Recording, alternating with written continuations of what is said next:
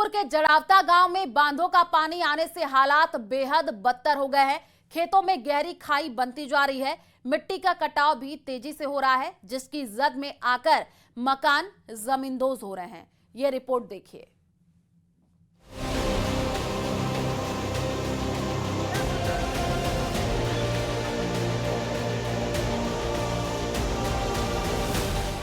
बांध के पानी से बन गई खाई, खेत में खाई का विकराल रूप। खाई में समा गए दुकान और मकान।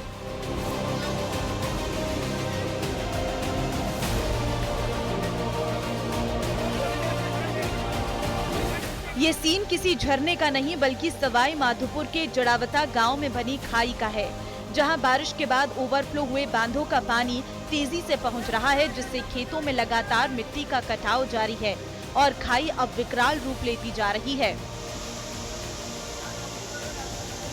पानी तो वहाँ से आ रहा है सर, वहाँ से नहीं रुकेगा तो गांव में पानी, ये इसको डाइवर्ट इधर से उधर करते रहो, पानी तो यहीं रहेगा, पानी खा जाएगा। इधर गड्ढे करेगा तो उधर गड्ढे करेगा, उधर मोड़ोगे तो उधर गड्ढे कर देगा। अब तक एक मकान, 2 दुकान, एक मंदिर इस कटाव की चपेट में आकर जमींदोज हो चुके हैं। ये खाई अब अन्य 2 मकानों के पास पहुंच गई है, जहां मिट्टी का कटाव तेजी से बढ़ता जा रहा।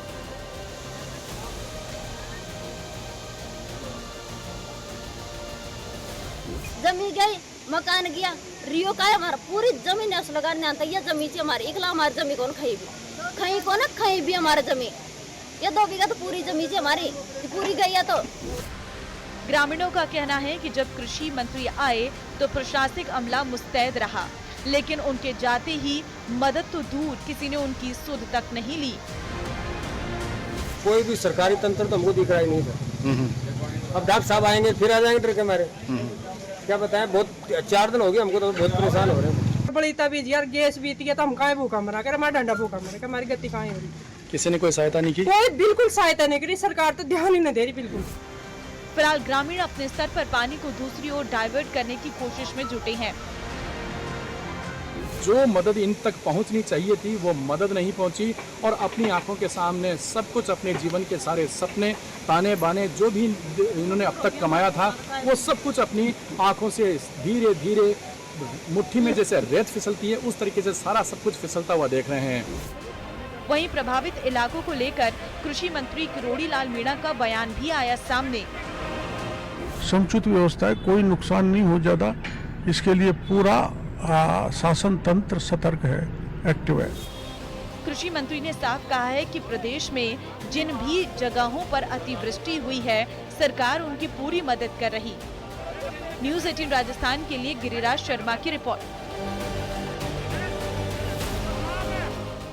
तो वही कृषि मंत्री किरोड़ी लाल मीणा आज फिर जड़ावता गांव पहुंचे और गांव में लगातार हो रहे नुकसान का जायजा ले रहे। खेत में हो रहे मिट्टी के कटाव को देख रहे हैं आपदा मंत्री। ग्रामीणों से नुकसान के मामले पर बातचीत भी कर रहे हैं। तो बड़ी खबर इस वक्त आपको बता रहे हैं, जहां पर जड़ावता गांव आज एक बार फिर से किरोड़ी लाल मीणा पहुंचे, ऐसी जानकारी मिल रही है। और गांव में कितना नुकसान हुआ है इसको लेकर के जायजा लेते हुए खेत में हो रहे मिट्टी के कटाव को भी आपदा मंत्री देख रहे हैं। ग्रामीणों से नुकसान के मामले पर बातचीत कर रहे हैं। ज्यादा आगे मत जाओ।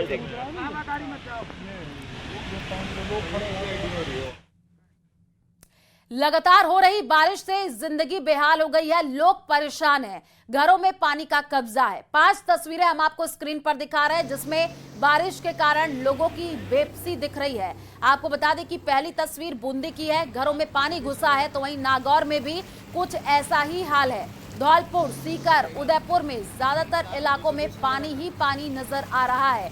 तो भारी बारिश के बाद क्या हालात है, आप तस्वीरों से अंदाजा लगाइए।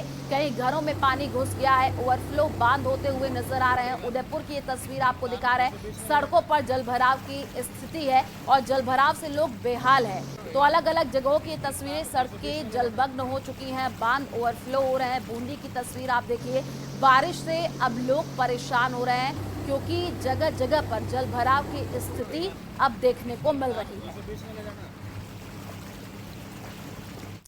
सीकर में तेज बारिश से शहर की पूरी रफ्तार थम गई है। लगातार कई घंटे तक बारिश होने से पूरा शहर जलमग्न हो गया है। रेल की पटरियां पानी में डूब गई हैं। शहर के मुख्य बाजारों से लेकर आवासीय कॉलोनी तक पानी भर गया है। सड़कों ने नालों का रूप ले लिया है। लोगों को आने जाने में भारी परेशानियों का सामना करना पड़ रहा है। कई जगहों पर गाड़ियां बंद होने से जाम की स्थिति बन गई है। वहीं बारिश का सबसे ज्यादा असर रेलवे स्टेशन पर देखने को मिला है। सीकर रेलवे स्टेशन की पटरियां पूरी तरीके से पानी में डूब गई हैं, जिसके चलते ट्रेनों का संचालन बाधित हो गया है।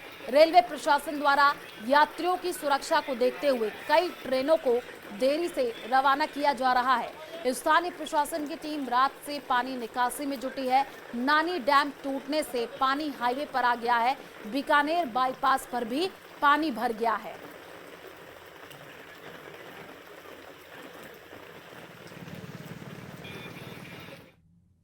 और अब आपको बूंदी के पचीपला गांव की तस्वीर दिखाने जा रहे हैं, जहां पर मेज नदी के उफान के चलते गांव टापू में बदल गया है।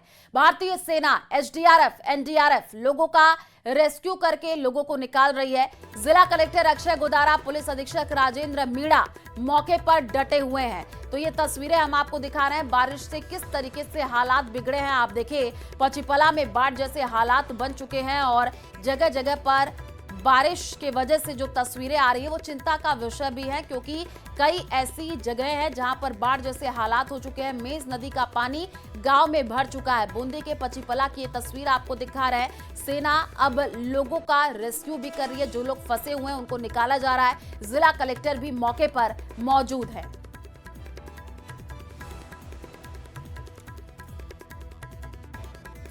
जालोर के आकोली नदी में पानी आने से स्टेट हाईवे पर पानी आने से रास्ता बंद हो गया है।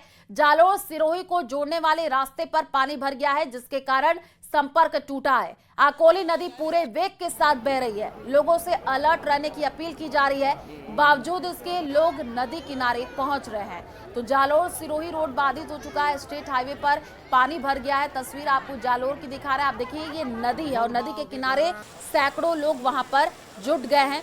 उफान पर आकोली नदी है। जालोर सिरोही रोड भी बाधित हो चुका है। स्टेट हाईवे पर पानी भर गया है। जयपुर के आमेर महल के रामबाग की दीवार ढहने के बाद मौके पर उप मुख्यमंत्री दिया कुमारी पहुंची। दीवार गिरने वाली जगह का निरीक्षण किया, साथ ही आमेर और फोर्ट की ट्रैफिक व्यवस्थाओं का भी जायजा लिया है। इस दौरान ट्रैफिक पुलिस अधिकारी और पुरातत्व विभाग के अधिकारी भी मौजूद रहे। तो तस्वीरें भी हम आपको दिखा रहे हैं। आप देखिए, ट्रैफिक व्यवस्थाओं का भी जायजा लेते हुए उप मुख्यमंत्री दिया कुमारी नजर आई हैं। पुरातत्व विभाग के अधिकारी भी उनके साथ मौजूद रहे। 3 तस्वीरें आपको स्क्रीन पर दिखा रहे हैं। आमेर की ये है।